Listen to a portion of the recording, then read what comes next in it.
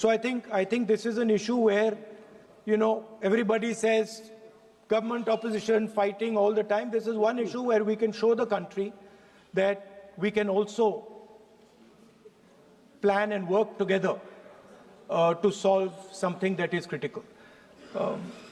I think the government should have a discussion in Parliament. We should all have a discussion in Parliament. And we should try and not make it a discussion where we are abusing you and you are abusing us.